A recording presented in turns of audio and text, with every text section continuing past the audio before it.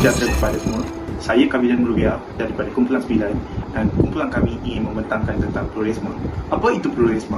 Pluralisme terdiri daripada dua perkataan iaitu plural, beragam dan ismi, faham, yang bermaksud faham atas keberagamaan.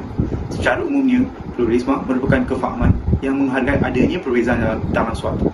Pluralisme agama secara literal adalah kesediaan untuk menerima keberagamaan yang pelbagai dengan penganut agama yang lain yang dipelopori oleh seorang ahli falsafah British yang bernama Jonathan O'Keefe. Beliau sangat terkenal dengan karyanya mengenai epistemologi agama, teknologi falsafah dan juga pluralisme agama. Mari kita lihat tentang pandangan beberapa agama terhadap istilah pluralisme ini.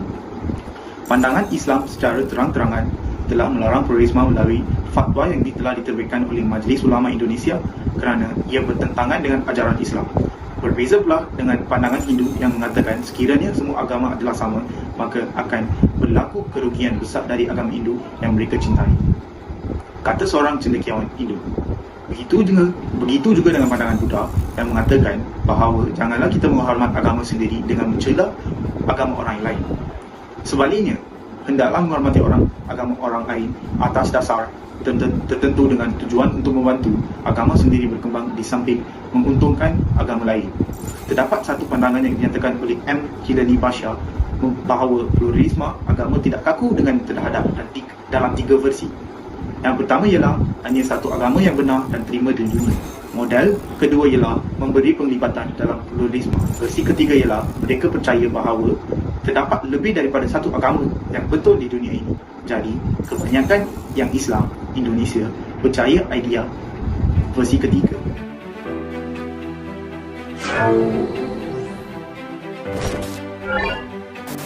Isu pluralisme bukanlah satu perkara yang asing lagi di Indonesia. Apakah itu kahwin campur? Definisi perkahwinan campur pada asalnya telah diperkenalkan oleh pihak Gereja Katolik. Menurut fahaman agama Islam pula, perkahwinan campur berlaku di antara dua pihak yang mempunyai latar belakang agama, bangsa dan warga negara yang berbeza. Walaupun isu ini semakin menjadi trend terkini, namun di sisi agama Islam tetap haram dan dilarang kerana impaknya yang sangat buruk dan boleh menyebabkan berlakunya perbalahan sesama insan. Persoalannya, mengapakah isu ini boleh berlaku di sebuah negara yang mempunyai bilangan penduduk Muslim majoriti sebanyak 236.53 juta? Punca utama masalah perkahwinan campur di Indonesia adalah kerana undang-undang yang tidak jelas dan tidak tetap. Pada tahun 1974, sebuah undang-undang perkahwinan Indonesia telah diperkenalkan dengan menyatakan bahawa sekiranya sesuatu perkahwinan tersebut dilangsungkan menurut tuntutan agama dan kepercayaan, maka perkahwinan itu dianggap sah. Kenyataan ini telah dijadikan sebagai hujah maupun alasan kukuh bagi pasangan yang masih berkeinginan untuk melangsungkan perkahwinan berlainan agama. Oleh kerana tiada perincian lanjut yang menyebut tentang larangan perkahwinan campur yang melibatkan seorang Muslim, segelintir masyarakat Indonesia mengambil peluang menggunakan kelompongan ini untuk melangsungkan perkahwinan tanpa mempedulikan tuntutan syariat. Pada tahun 1997, Kerajaan Indonesia memperkenalkan pula kompilasi hukum Islam Indonesia yang menyebut tentang larangan perkahwinan antara penganut bukan Islam dengan seorang Muslim.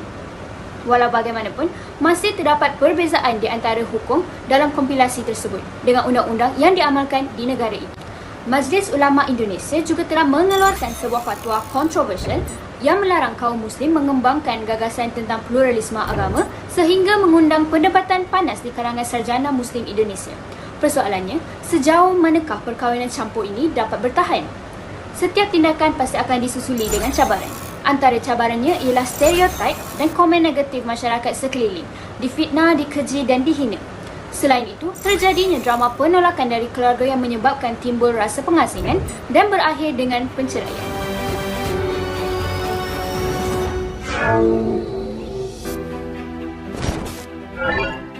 Pada hari ini, saya akan membentangkan apakah faktor yang menyebabkan berlakunya peningkatan pluralisme di dalam masyarakat Indonesia.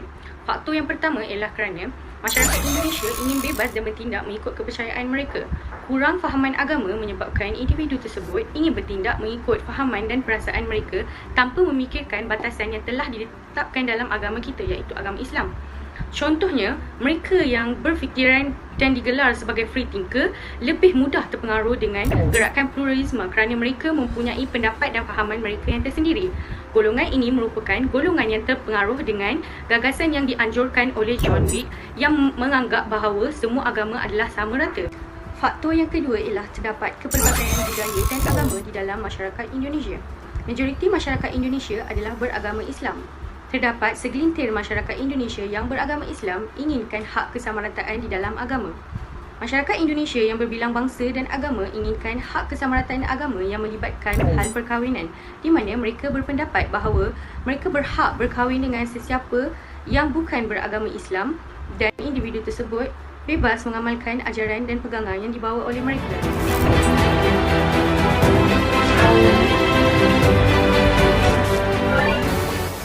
Kepelbagaian agama akan mencetuskan pertelingkahan dalam masyarakat.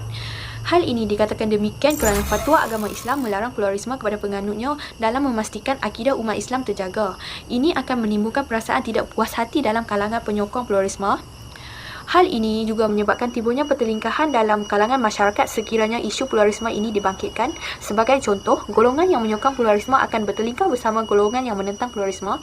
Hal ini akan menimbulkan suasana yang tidak harmoni dalam kalangan masyarakat. Kesannya, masyarakat akan hidup berpecah belah dan tidak bersepadu.